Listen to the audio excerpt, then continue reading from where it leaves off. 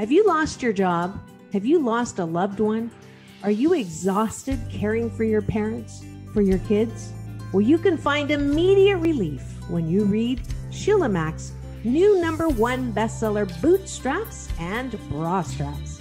It contains the Boots formula to move from rock bottom back into action in any situation, especially right now.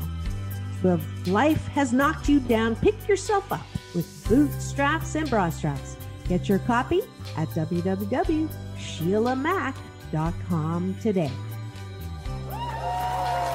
Are you ready for a reboot? Welcome to the Sheila Mac Show, reality at its finest. History reminds us those hit hardest often become the change makers. This year, we've all hit crazy economic, social, and emotional rock bottoms. We all get knocked down. Something hits globally, locally, personally. It affects our health, finances, our relationships. We have to recreate a business or career. Each show, Sheila and her special guest will be sharing their reboot stories, guiding you with real solutions to upgrade and up-level emotionally, mentally, physically, spiritually, and financially. Here on NBC's KCAA Radio, Mondays at 1 and Wednesdays at 7 p.m. Pacific Time. If you're ready to pull yourself up by the bootstraps and bra straps, enjoy a listen.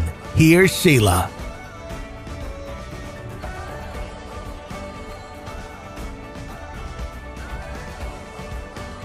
Are you ready for a reboot? Welcome to the Sheila Mac Show, reality at its finest. History reminds us those hit hardest often become the change makers. This year, we've all hit crazy economic, social, and emotional rock bottoms. We all get knocked down. Something hits globally, locally, personally. It affects our health, finances, our relationships. We have to recreate a business or career. Each show, Sheila and her special guest will be sharing their reboot stories, guiding you with real solutions to upgrade and up-level emotionally, mentally, physically, spiritually, and financially. Here on NBC's KCAA Radio, Mondays at 1 and Wednesdays at 7 p.m. Pacific Time. If you're ready to pull yourself up by the bootstraps and bra straps, enjoy a listen. Here's Sheila.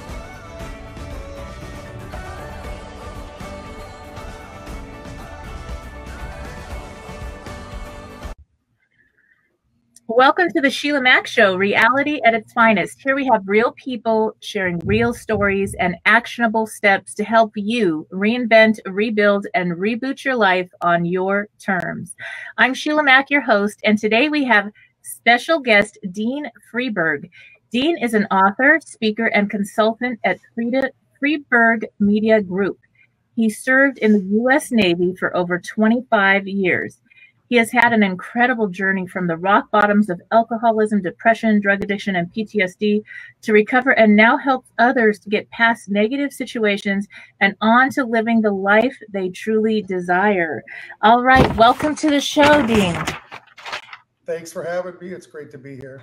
All right. And my show is based on my new bestseller, Bootstraps and Bra Straps, the formula to go from rock bottom back into action in any situation. And this year, we have been hit with every situation imaginable, it seems. So I like to start by maybe if you could share a time in your life where you went through a rock bottom or tough situation and how you got back on track. I'd love to. Thank you. Again, thanks for having me. It's a pleasure to be here. Anytime I have the opportunity to tell people a little bit about my story, it's always humbling and it always helps me. So my name is Dean. I was born in Rockford, Illinois, raised in Wisconsin. I joined the Navy when I was 22 years old. I didn't join the Navy like most people do because I really wanted to serve my country. I joined the Navy because I really wasn't sure where I was at in my life and what I wanted to do. And it was a night I was in jail in Madison, Wisconsin, and I met a gentleman who started talking to me about the Navy and asked me, "Hey, did you ever think of joining the Navy?" And I'm like, "Absolutely not." And 13 days later, I ended up joining the Navy. It was like a seed was planted in me at some point, and I just realized at that time was the best thing for me. So I did serve for 25 years, had a very interesting career. My first year in the Navy, I went to non-judicial punishment, which is like an administrative hearing that's unique to the military. I then ended up going to a special court-martial and getting sent to prison in the Navy Federal Brig for 4 months, all for like fighting, you know, a lot of alcohol-related incidents and things like that. I guess I wasn't just ready to be what they needed me to be. I was still a little immature, even though I was 22. And when I got out of the Navy, when I got out of the brig, normally they would separate you because of your misconduct. And I later learned, by the grace of God, I wasn't separated. I was basically told, hey, you need to grow up and be a man. You're going to serve in my Navy. Go serve. And this was 1989. And so I did. I went to a ship, and I ended up becoming an E4 after a couple of years.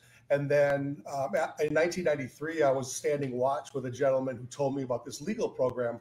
And he started explaining it to me. And I was like, man, that sounds cool. He's like, well, didn't I hear you get in trouble or something? I was like, yeah. And then we looked up the rules and stuff. Turns out I could apply for it after 36 months. I did.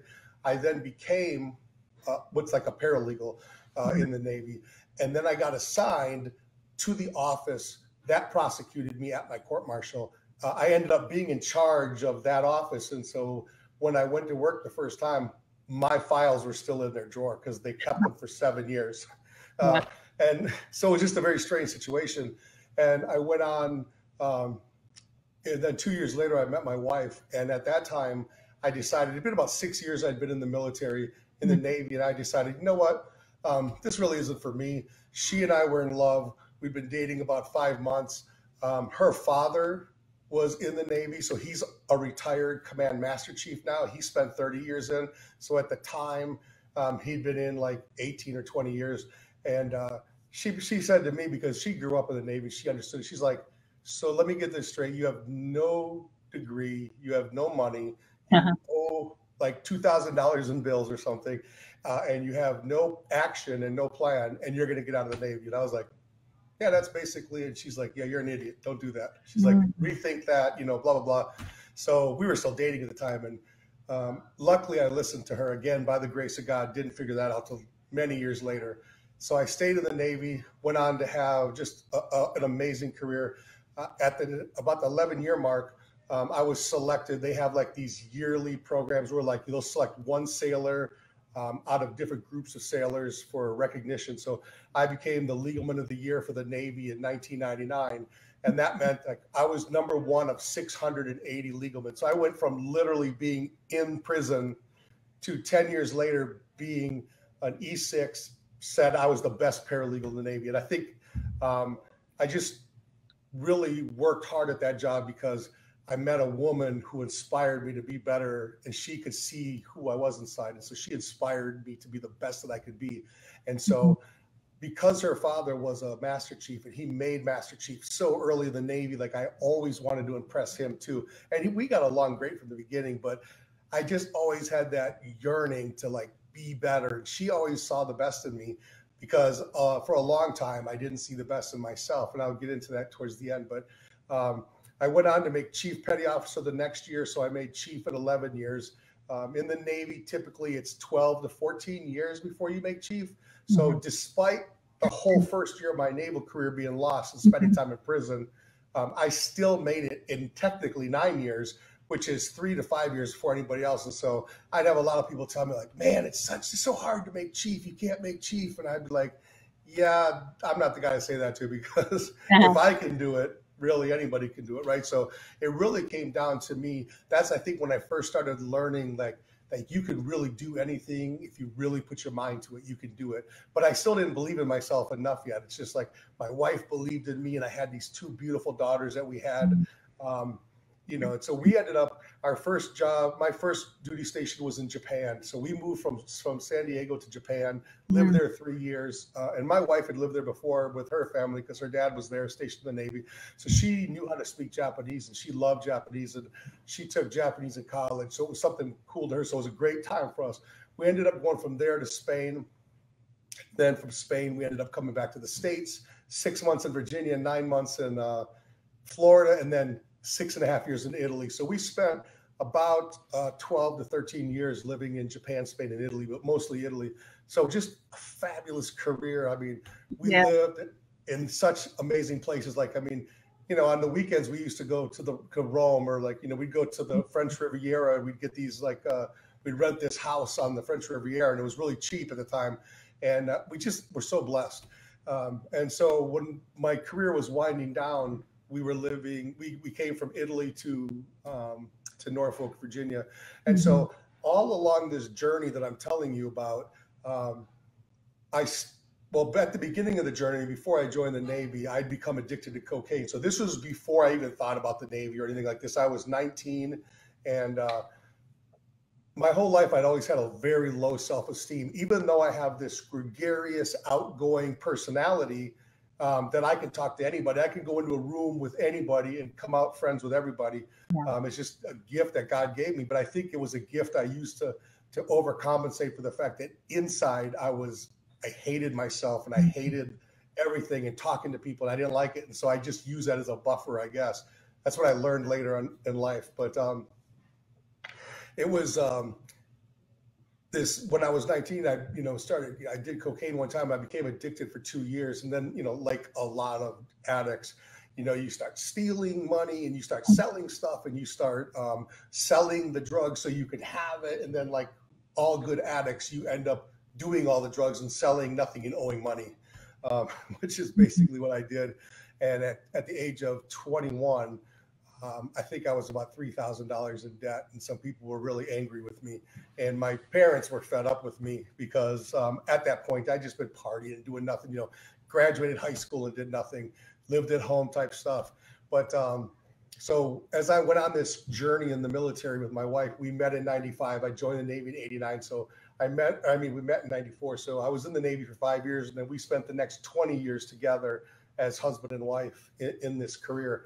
And so slowly over time, I realized that because I have an addictive personality, so I couldn't do cocaine, I couldn't do drugs or marijuana or anything like that. So alcohol was like the next thing to really just try or drink. And I drink my entire life because I'm from Wisconsin. Wisconsin's like, everybody in Wisconsin drinks. It's a big thing. Like when I grew up, my hometown had like 80 or 90 bars for 19,000 people. At one time, it was in the Guinness Book of World Records for the most bars per capita. I don't remember the numbers, but it was just insane. And so, you know, that's just what we did. And so slowly over time, like when we lived in Japan, you know, I just started drinking beers at night and stuff like that. And, you know, through my whole time of being an alcoholic, which I ended up becoming, you know, I was never the abuser, nothing like that. I was the stay at home, pass out, do nothing person, right? I have a lot of friends that have experienced the other things. And so on some level, I always hang my hat on the fact that, well, I never beat you, or I never did this, but still, I mean, it was a horrible life. And so in Japan, I was drinking 3-4 beers a night. My wife said to me one time, because I think I drank like a six-pack one night, and I was kind of drunk. I just remember her saying, she said, you know, sweetheart, she said, I don't mind if you have a couple beers, you know, it's okay. Just don't get drunk. And, you know, little did we all know at that time that what she was telling me was, it's okay to have alcohol on your breath as long as I only see you have 2 or 3 beers. And so it kind of started this thing where I was like, okay, so I'm drinking 6 or 8, but she's only seeing 2. And then I'm drinking 9 or 10, and then she's only seeing 2. And so I've learned how to become an alcoholic and get completely inebriated, but appear normal, like straight. So I started hiding it inside, right? And, you know, again, I didn't really realize it because I'm just drinking like a little bit more each night. You know, I go to sleep. I mean, I still did all the things with my kids. I didn't drink during the daytime or anything like that. It was just when I came home at night. And on the weekends, we'd go, you know, different places on travel and stuff, and it never bothered me. But when I did drink, it was like I had to drink more as much as I could.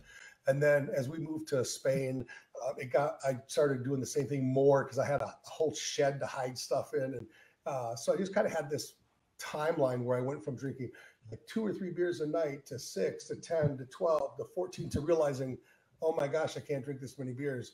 And then when we were in Spain, it was kind of the same thing. And then, but they had sherry and wine. So I was able to chug a bottle of wine and then only have 2 or 3 beers. And then it was 2 bottles and stuff. Then we moved to Italy.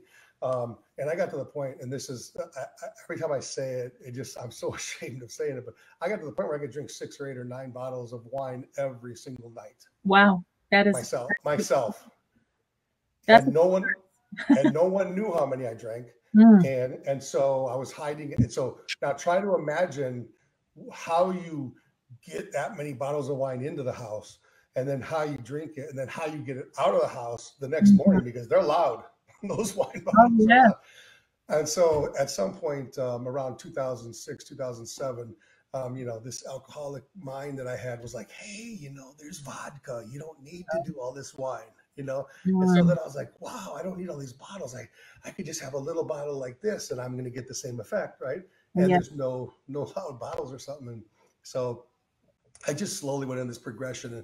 And then at the end, when we came back from overseas, it was 2011. We bought a beautiful house in southern Chesapeake because, we'd saved so much money overseas and just had a great life. Well, when we came back to the States, I had like 45 days where I didn't have to work at all because of travel time and stuff. And so I just started drinking 24 hours a day, 7 days a week. And I'd get up at 8 o'clock in the morning and I'd start chugging vodka. And by the end of my run, so to say, which ultimately ended in 2013, I was drinking between 1 liter and 2 liters of vodka every day. Now, if you ever been to the store, the big one with the handle, they call that a handle. That's 1.75 liters. Wow. That's probably enough for, a family for a month. I was drinking 1 of those a day.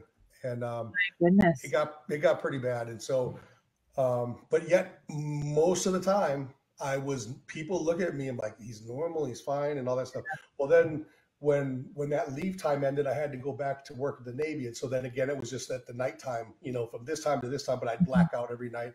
And then I ended up just saying, hey, I'm going to retire because I had 24, 25 years in. I'd already had a job lined up. And so I decided to do that. And then right at the end, because of my drinking, I got in trouble in the military and I nearly lost my career. I nearly lost my retirement and disability that I get for the rest of my life. And we're talking millions of dollars, depending on how long I live, right? Of how much, because my retirement pay. And I almost lost it all. And again, by the grace of God, I didn't. And through this whole time, my wife stayed with me and she never knew really that I was an alcoholic until 2011, because I just maintained it so well. And I was so careful not to get too drunk and stuff like that. So for a while, when I came back from Iraq, I'd been diagnosed with PTSD because 2 of my good friends had been killed in 2 separate roadside incidents with me. One was I was with when he was killed, and I was with both of them, but one of them, it was an IED on the side of the road, and the other one, we lived on this military base, and they have a thing called the dining facility. He and I were just walking to go get something to eat that night at the DFAC, they call it. And the insurgents, the enemies, used to just sit outside the base and they'd shoot thousands of bullets up into the air just to hopefully kill someone. And we were just walking and literally he just died right there next to me. And it just really hit me hard. And, because of all the explosions and all that stuff, it just bothered me for a long time. And so I didn't realize I had PTSD, but I was diagnosed with PTSD. I still to this day, don't agree with it. My wife's like, listen, it's not your fault. I'm like, yeah, whatever, because I know my friends that were actually fighting in the streets and stuff. And, I wasn't fighting in the streets, but I was in the same streets going from one place to another, just not actually in combat. And so we were in a combat situation, but I wasn't a combatant, so to say. And so I just had this guilt, I shouldn't feel like that. I'm not allowed to feel that way. It's not fair. So when I came back from Iraq, she thought I had sleep apnea because I think I told her, I said, well, maybe I have sleep apnea. And she was trying to find out, why is he tired all the time? Why is he falling asleep at night? So she started doing all this research.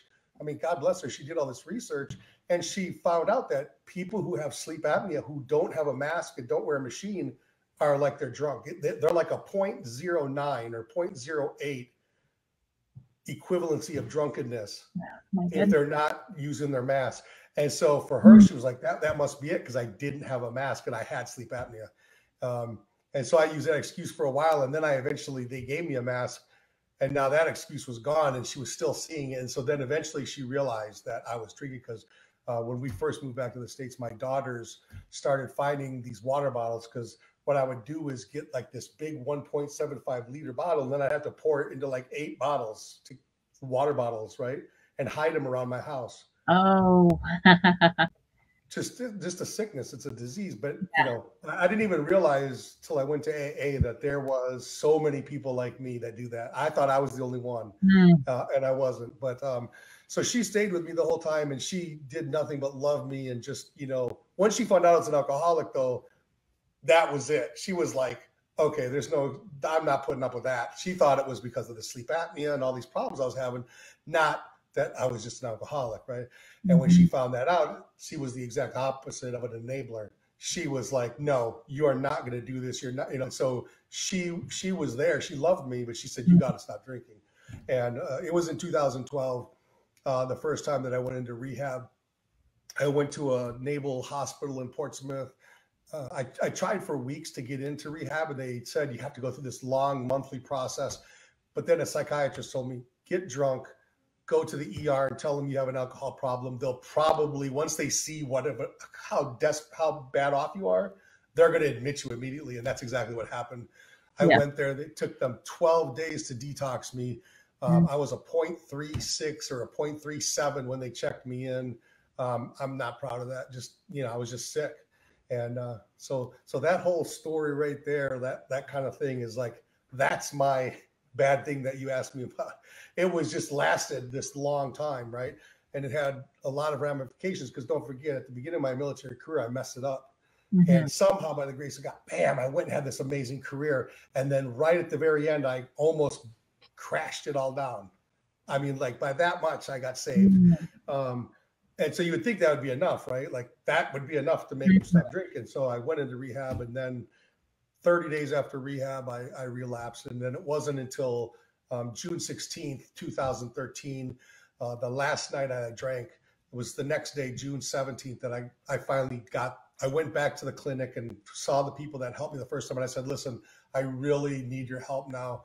And it was really just because I woke up in a parking lot one morning. And a lot of people will tell you that's not a big deal, waking up in a parking lot. But if you are a guy who drinks at home alone, and you never go out, that's a huge problem. If you wake up 7 miles from home in a parking lot, you don't know how you got there. And what had happened was the night before, my wife actually had a video of me because she was always so scared of what I might do to hurt people. Like if he got out of the house, right? And so that night, there's this video of her and my daughter saying, Daddy, no. And I'm just this raging drunk idiot. I got to get out. I got to get out. And I realized what happened was she broke. I broke her. She'd had enough. And she said, let him go. Just let him go. He's either going to kill himself, kill somebody else. There's nothing more that we can do here. You know, she's tried everything, like literally. And that's when I woke up in the parking lot. And then that's when I got the real help that I needed. So what I did after that was I used AA. I am a Christian, non-denominational. I don't believe in religion whatsoever. I just believe in God and the Bible and what it says. And I make my determinations about my Christianity. I don't need a church or anybody else to kind of tell me. But, you know, even from the time in 2013, when I first got sober to now, I had 2 relapses. One at the beginning of 2018 and one in 2019. And both those times I attempted suicide in a blackout.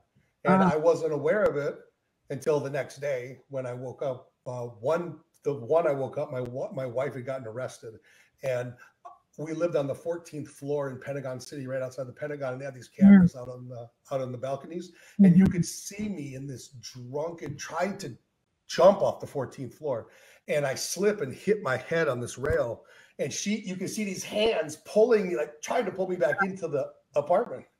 And it was my wife. When the police came, I guess they had saw this on my head, thought she hit me. Then the next day, once they saw the cameras, they're like, no, he's an idiot. He was trying to kill himself. She was trying to save him. Yeah. So they threw the case out. And then it happened again. And again, both of them were blackouts. But since then, you know, I don't drink anymore. I'm 100% sober. And I truly have Christ at the center of my life. But there's so many other things that I did, kind of like, you know, like your book and things like that. I realized that it was all about accountability. I'd never been accountable for my actions. Alcoholics and drug addicts, we tend to blame everything on our addiction because, you know, I'm an alcoholic. But see, I have this awesome wife who doesn't, you know, allow me to get away with that. And she's like, listen, I understand it's a disease and I get that. But she's like, at the end of the day, she's like, you have to make those decisions. Because I, you know, like one time I sat outside a liquor store for 8 hours in a parking lot and I just sat there not wanting to go in, but my disease was telling me to go in. And I ultimately went in. And my wife used it as an example. She said, listen, she said, this is what I want you to understand. This is how many decisions you chose at that moment. You had to decide, because, you know, like she took care of all the money too, right? So like, she's like, you had to find a way to buy it. You had to physically walk in. You had to find it on the shelf. You had to take it back. You had to hide it and drink it. And she's like, that's 9 decisions you made. You chose 9 times alcoholism over your family. And I'm like, but I have a disease, you know, and I tried it, but she's the one who made me realize that I get in a lot of trouble in rooms in AA. It is a choice at the end of the day. I have to physically choose that. My disease tells me to choose it, but every one of us has that person inside of us, you know, that can kick us into gear and choose the right thing. And so, you know, I just stopped using my alcoholism and my drug addiction and these things as an excuse. And, you know, I pulled myself up by my bootstraps, so to say. I took accountability. And it really was a woman who, you know, a lot like you probably, you know, she just wasn't going to put up with it. You know, because I have a family member who's an alcoholic in the exact same boat as I am, only worse, because he also smokes marijuana every day. And his spouse knows about it and does nothing, you know? And so, I'm just blessed to have this woman in my life. And so now, as a result of being sober and kind of just changing my life and kind of like realizing, hey, I have to be accountable for my actions. You know, there's just so many things that can go wrong in life every day. But, you know, we have to make those choices. Like, what am I going to do to not let those things happen? And, you know, from the Christian perspective, there's our flesh. Our flesh chooses many of these things for us, right? Like porn addiction and like all these other addictions that people have. And, you know, it's really just our faith that has to kind of pull us up. And so for me, and that's just me, I believe in God. I'm a Christian, but I have a lot of people in AA that I'm good friends with who don't believe in God at all. And they have sobriety too, because the beautiful thing about AA or NA or any of the A's, Eaters Anonymous or Overeaters Anonymous, is you just have to believe in a higher power. You just have to believe that there's something greater than you out there that you can hang your hat on. And once you can get to that point, then you can kind of overcome any addiction. So for me, you know, I use my faith in God, but I use AA program and I've been to NA programs and things of that nature. So again, it just came down to accountability and just realizing that I have to take this ownership and I have to stop saying, woe is me. Because life hits you hard, you know. I think it was Mike Tyson that said, you know, everybody's got a plan until you get hit in the mouth. And so that's kind of my story in a nutshell. I'd love to field some questions. You might have 1 or 2 off that. Yeah. So, yeah, I think that I've interviewed a lot of people that have gone through an addiction, alcohol or drugs or some other thing, and I have a whole chapter in my book dedicated to this because we lose so many loved people and sometimes ourselves. We lose ourselves and who we really are. Who you are without alcohol is very different than who you were with alcohol. And the real person is the incredible person without all that we don't want to lose. And so if you're tuning in right now, one of the things I did want to share, if you are going through a situation like you mentioned it a couple of times, you felt suicidal when you were drinking and you needed to get off of the alcohol. So there are, in every single state in the United States and in Canada, there is a free resource. It is a government-funded resource. It's 211. Remember 411 for information. This is 211.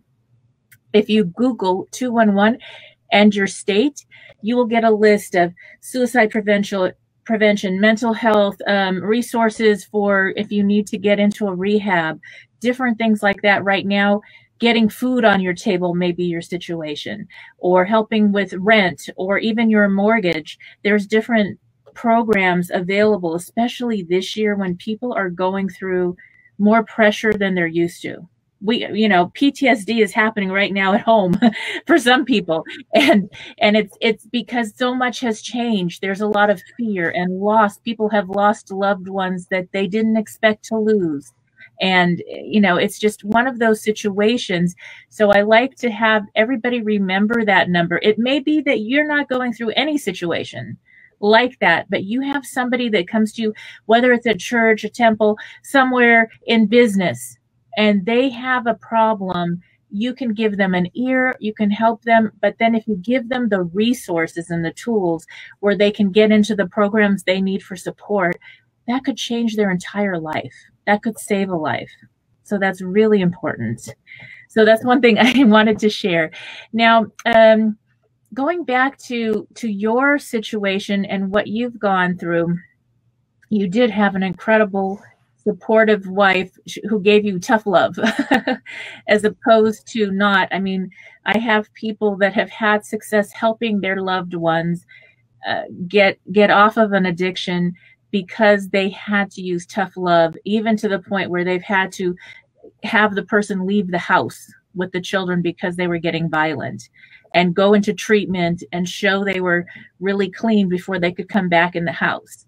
And so that's important. So if you're listening and you're somebody that's supporting a loved one that's trying to get clean and healthy after an addiction, then there's support for you too. I think it's like Al-Anon or something like that. And there's other support groups, and that's going to help you a lot, because your regular friends that don't have somebody with an addiction in their life aren't going to be able to help you. They're not going to have no idea. Yeah, they're not going to be able to fathom all this. And so you want to connect with the right people or groups to help you through that. And I believe that the other thing is I interview a lot of people regarding religion and spirituality and the science of spirituality. Like, you could be an atheist right now listening, and there's scientific proof that, just on a vessel of water, if somebody writes love and peace, it's gonna change the molecular structure of that water to beautiful snowflake looking things. And then you put hate and anger on another bottle, and it's like jagged, ugly, And so there is something to prayer, something to that to prayer, to meditation, to having a higher power and a source beyond us to look to, especially in times like this when we are walking through so much change and uncertainty. It really makes a difference. And people think, well, I couldn't have PTSD. I'm a strong person. And yet it can happen to anyone. And so don't be afraid to ask for help when you need it, especially if you're the strong person, because it can happen. And be really honest about it. There's no shame in asking for help when you need it. Now, for myself, last December, my youngest son passed away. He had a heart condition since 5th grade, and he went to sleep at grandparents' home, and he did not wake up. And I have 6 children. I adopted 3. 3 are mine. And that was something that for us, it was, a catastrophe. And we had to go through, we did grief therapy. We did a lot of work. I have a whole chapter on getting through the grieving process. It's something you have with you the rest of your life. It's not something that goes away. So you have to be aware. And one of the things I've told my children is, hey, if I need to call the grief counselor back, I'll pay for that. If you need to wake me up at 4 in the morning because you had a bad dream or something happened, you call me, or you come over and knock on the door if you're home. And so it's finding people to support you other than yourself. You can't do everything on your own.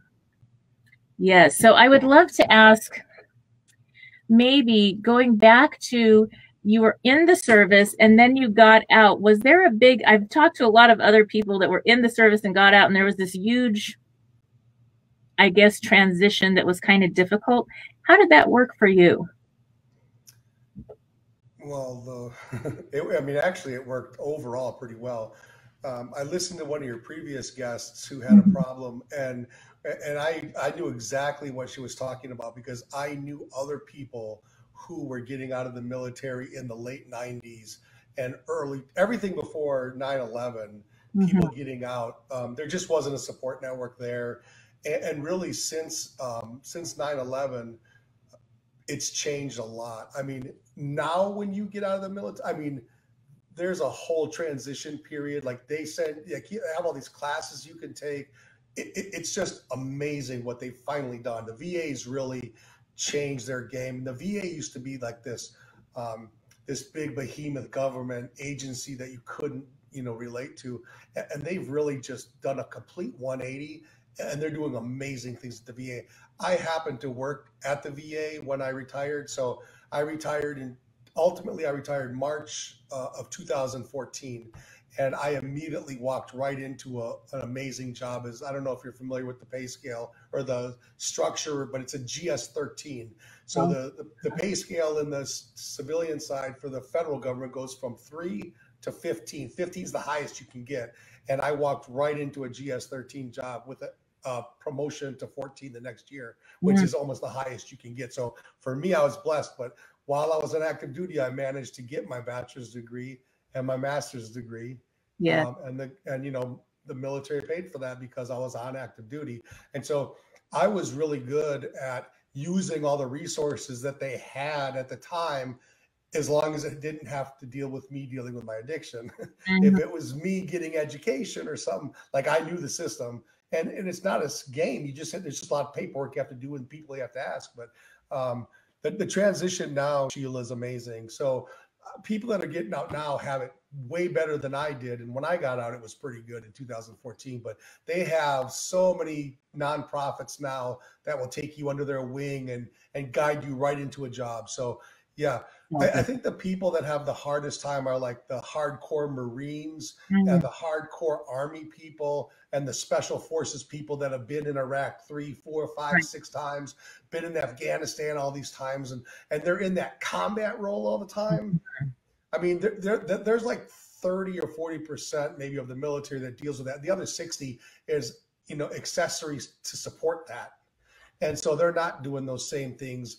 But those people definitely, I mean, I know they have a hard time, because I worked with a couple of them.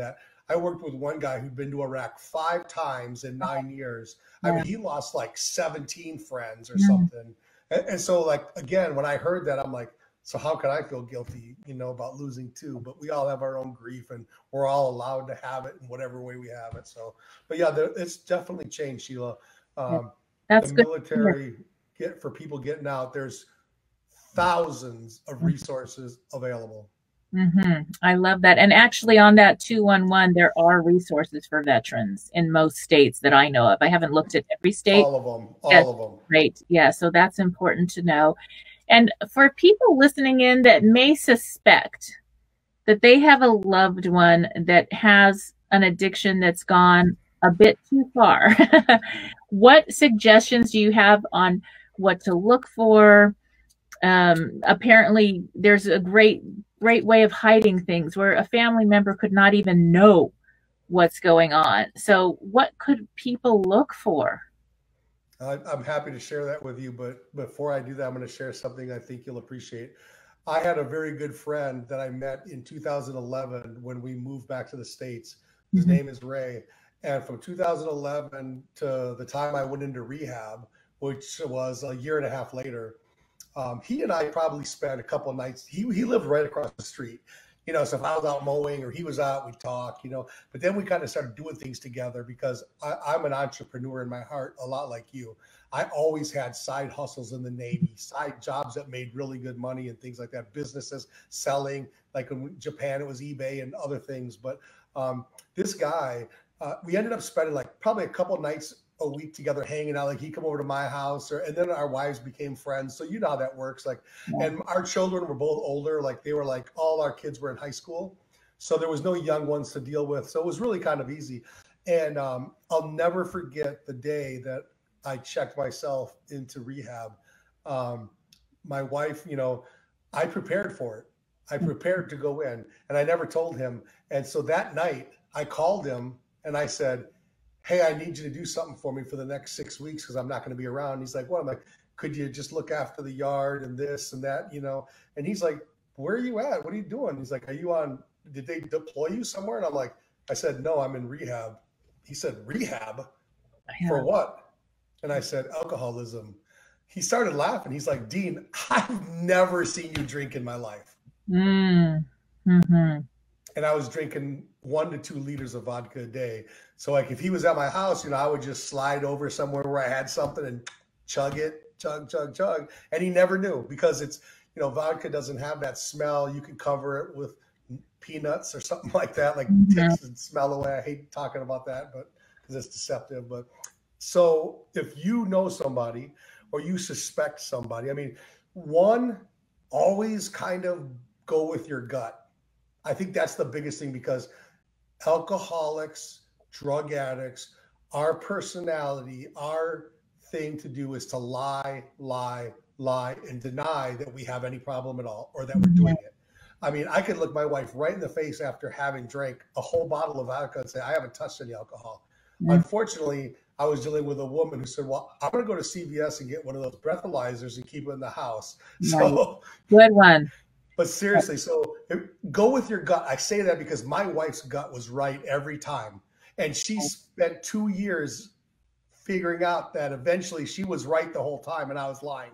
And I'm so embarrassed about that. But I share it with you and your listeners because it's important. If you think they have a problem, they're not going to tell you the truth. They're never going to say, yes, I'm an alcoholic, or yes, they're going to deny it. So you have to get a little bit smarter and figure out ways that you can, you know, figure it out yourself. But I just say, go with your gut because that intuition, especially women's intuition, I've learned, my wife's intuition is spot on every time. So, but for men too, if you think it's probably, there's a reason why you're thinking that. Because you're seeing something, you're seeing these little things. Try to put all the clues together because they're never going to tell you the truth. 1 in a million might say, yeah, I got a problem. The rest of them are going to lie. That's what we do. We have addictions. We're embarrassed. We're ashamed. I mean, like, listen to the stuff I've just told you. I'm telling this to people that listen to your show. I mean, that takes a lot of courage for me to do that. But you know what? It's more important to me to share my pain. So maybe somebody else doesn't have to go through what my wife went through. What I put her through. I put her through that. And I'm ashamed that I did. But if I can help one of your listeners is listening and they're saying, wow, man, Sheila had this guy on and I heard him and you know what? And it helped somebody. I mean, you know, Sheila, that's what it's all about is you're doing this for a reason, right? We do it for a reason. And so God put on my heart, I found my gift. My gift is storytelling. My gift is writing. And my gift is, my counselor said it best, I'm really good at telling on myself now, right? And he said, that's good because people can learn from that. So yeah, if you think somebody's got a problem, go with your gut first. They will never tell you the truth. So guarded, you were so guarded by angels and guided by truth. Really and truthfully, you had somebody, higher power, watching over you, guiding you, keeping your family blessed and safe through all those years, and to be able to help other people now. So if you're a parent listening in and you have those teens or, you know, even younger kids, wow, now that I'm older and I've talked to some kids and led classes and this and that, I've heard some things, and kids are starting much younger now on these interesting journeys with alcoholism and drugs. So my son passed away of a heart condition, but we lost 4 other young kids. 2 were suicide, and the others were, the other 2 were from overdosing. And these were kids that went to very good schools, many of them private schools. They had, one of them had a full ride to Harvard. How does this happen? And the parents didn't even know. And that is very common. So it's so important. Even if you have one sign, you know, it might be rude, but rude is better than dead. So make them do the tests. You have to be very strict, have the test. You have to go get a checkup. You're going to have to go do blood tests or whatever tests are best to do to screen. Even if it's something minor, it could be leading to the road that's far more major. And it's better to stop as soon as possible. If that means you have to get a different peer group, go to a different school, make a move, whatever you need to do, it's going to make all the difference. Get them into peer groups that support young adults that are getting over something. And it starts, when did you start drinking, Dean? 13. See what I'm talking about, parents? Listening. So you think my 13-year-old is playing video games or, you know, hanging out with the girls and going to the mall. Check it out and trust. If you feel like Dean was saying, if you feel something is off, you are probably 99.9% right. Absolutely. Yes. So that's a very important thing. And it's tough love, like your wife, Dean, and tough love for parents. It's hard. It's hard to do, but it's going to make all the difference. Absolutely. Yes. And the thing about the drug test that you were saying, just to share with your listeners, sometimes just the thought of the drug test is enough, because if you tell them, here, do this drug test, and they say no, only somebody who's got something to hide would say no. Because when we're right about things, don't we want to protest it to everybody? Let me prove it to you, right? And when you put a druggie or an alkie on the line with a breathalyzer or a drug test and they say no, that's your answer right there. You don't even have to give it to them. You already know. Yes. Because we will work our mouth. I'll tell you a funny story. I told my wife, because when she first started breathalyzing me, I started with all the, well, this can turn, yeah, it could be this. I brush my teeth. And so she switched our mouthwash to, I never drank mouthwash. I've heard alcoholics drink mouthwash. For some reason, I've never done that. I don't know why. I should have, I guess. But she changed all of ours to non-alcohol. And so then one time I'd been drinking, and she tested me, and I said, it was the mouth. She goes, they're all non-alcoholic. I changed them 6 months ago. And I was like, oh my gosh. Because she goes, well, how do I know that this is working then? And I said, babe, let me tell you this. If you give me the test and my mouth starts moving, I'm lying. Yeah. If my lips are moving, I'm lying. I said, because if you're going to give me the test and I didn't do anything, then I'll just blow. Right? Because I'm going to show you that I'm not. But if I have a reason or excuse or anything, I'm hiding something. She's like, oh yeah, that makes sense. Yeah. And you know, I think that's also, if you're in a relationship, supporting somebody else through an addiction, that's really important to have that strong, tough love. And also, if you are looking to get into a relationship and someone is not aligned, whether that's spiritually or they're drinking or doing alcohol and you don't, then that's not your person. That's not aligned for you. So you're going to save a lot of headaches. Don't go down that road. You know, you're not going to fix anybody. So I know lots of people that struggle with, okay, I'm in love with so-and-so, but they're smoking the pot now because it's legal in so many states, or they're drinking, or they're doing these things. And I'm like, does that represent you? Maybe you have grown children or something. If that doesn't represent what you want in your house, if you won't have your kids doing that in your house, that's not going to align with who you let into your house. And so that's really important to set your standards for making sure if somebody has gone through an addiction, that doesn't mean that you can't have a relationship, but make sure they're on the other side of that. And you talk about it and you say, what if there's a relapse? What is our plan? Let's agree to it right now.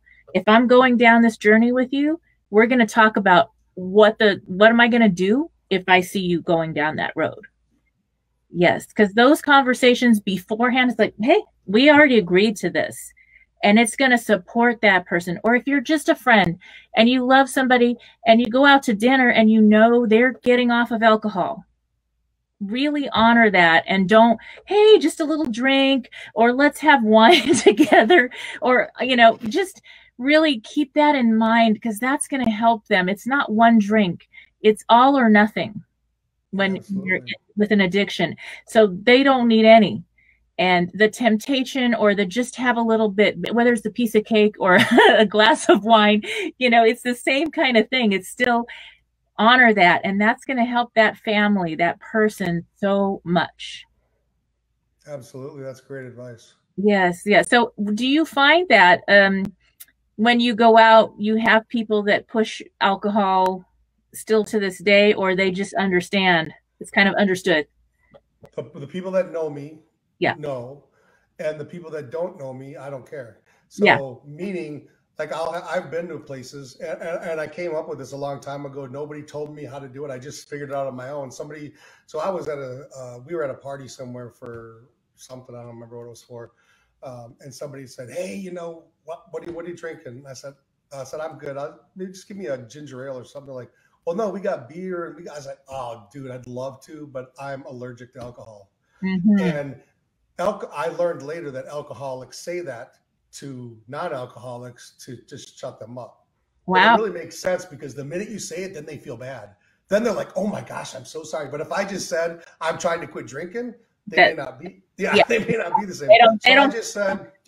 I just say I'm so sorry, but I'm allergic to alcohol. I wish I could have some, but I can't, or I'll blow up like a, you know, whatever I tell them. And they're like, "Oh, I'm so sorry," and then they'll go on their way to get me whatever I want. You know, like, "Do you want tomato juice, or do you want this?" You know, just so that's a really good way to do it for people. That's good. Yes, because it should be about communication and enjoying people's company or business meeting or whatever. Exactly. Not about what you're drinking or eating. That has nothing to do with the relationship.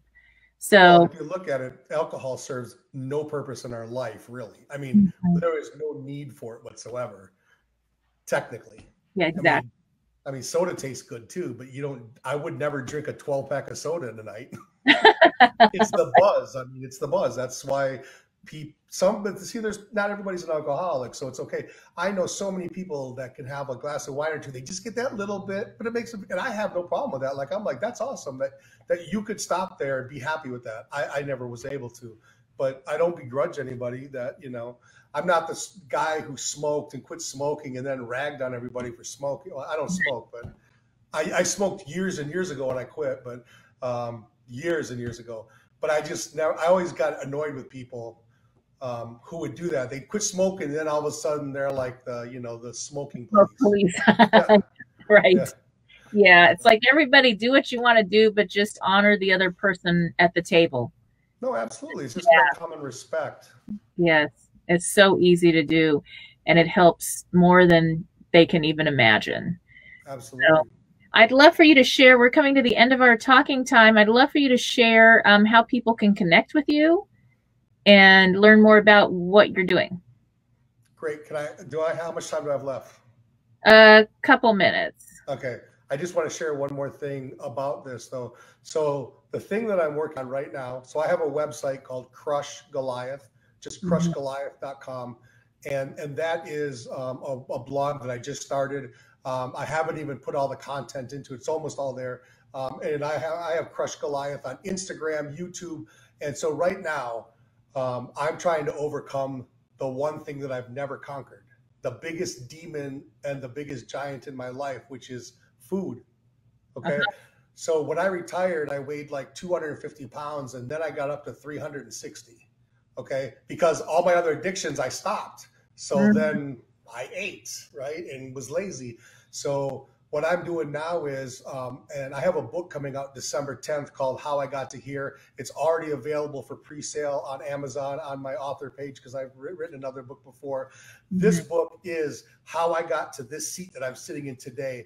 And I reflect back on starting mostly with my military career, everything we talked about, and I pinpoint every spot where God intervened in my life to show the believers God is amazing, and to show the non-believer that's not chance. Like, when you see my stories in there, they'll be like, that's not just luck. That, like, because you pointed it out. You said all the grace that I've had and all the whatever. There's like 62 spots in there where people will go, there's no way that's luck. And so this book, How I Got to Here, is that I got another book coming out March 30th on Amazon. And that book is called Crush Goliath. And it's a brand that I'm creating under Freeberg Media Group, which is my company, where I help small businesses, right? I help them do their web content, SEO, websites, logos, you name it, resumes, everything. I do it all, right? Me and my team. But this book, Crush Goliath, is about me overcoming my food problem because I gained all this weight, right? So I started Weight Watchers 3 weeks ago. I've lost 30 pounds. And what I'm doing is I'm working with a Television Academy Award winning filmmaker who's documenting my story. And I'm going from 360 pounds to 200 pounds in the next 9 months. And I created this amazing home gym right out here. My wife let me create big TVs, Nordic tracks, all the way, everything. I got an amazing gym that I built in my garage. And so I'm going to vlog and blog out of that garage. And people are going to come in and they're not going to just work out. Some of them we're going to talk about life events. We're going to talk about their problem with alcohol. So I have all these guests kind of like yours, but mine are going to come in the garage and we're going to work out together and talk about it. Because men, you know, a lot of men don't have that capacity or want to talk about their problems per se. So we're kind of just in a different environment, but that all is about my book that's coming out March 30th, Crush Goliath, Live Your Best Life Now, which is kind of like a version of your book. And in there I have 10 chapters that all touch on something, how you go from where you're at. It's a plan of action, you know, things that we know. Hey, I did this. So all I'm saying is it worked for me and it's worked for about 8 of my friends that have all done everything I said and they've changed their lives. I mean, literally changed their lives. And so I just want to share it all. And the last thing I want to say is this is the first thing I've ever done where it was never about the money. It was only about my relationship with God, because God put it on my heart to write these books and when to write them and the timeline. And I just learned yesterday, this is awesome. How I got to here, I wasn't sure why I was writing that book. And then when I figured out the whole timeline with Crush Goliath, I realized I had to write this book, How I Got to Here, to tell the story of Crush Goliath. I couldn't tell that story without telling this story first. And so for me, it's just been a great week, you know, just because I've been on several other podcasts and just talked to a lot of great people. And so it's not about money for me. It's about helping as many people as I can. And like you do, you know, you've touched, I'm sure, tens of thousands, if not more lives, right? And I know on the inside that means something to you. It's so personal. And you know, that's why you keep doing it, right? Because it's what an amazing thing. So that's what I'm working on, crushgoliath.com. I'm on Instagram and everything, but really just my website's a blog, and it's turning into a vlog next week where I'll be posting a couple times a week and just sharing messages of hope and things like that with people. And I'm working with this filmmaker. So we just shot about 6 hours worth of video yesterday, me telling my entire story where he's going to pare it down. So it's a 5-minute movie that's going along with this book in March. So I love that. I'm excited about it. Yeah. Well, in March, you will be well on your way on your goal. Yes. Also, so I'd love to invite you back. No, absolutely. I'll put it on my calendar and share your new book again at that point, and then people will follow you on your blog and your website now and your journey. So that'll be wonderful. I look forward to that. We are both grateful to be guided and to be able to share as much as we can to help people get back on track. So thank you again, Dean, for being a special guest on our show. And we will be back after these messages. Bootstraps and bra straps, the formula to go from rock bottom and back into action in any situation, is now available. The heart of this book was written for you. If you're going through a tough situation this year, if you've hit a rock bottom, I want to let you know that number one, you are not alone. And next, that you can, in fact, reinvent and reboot your life on your terms.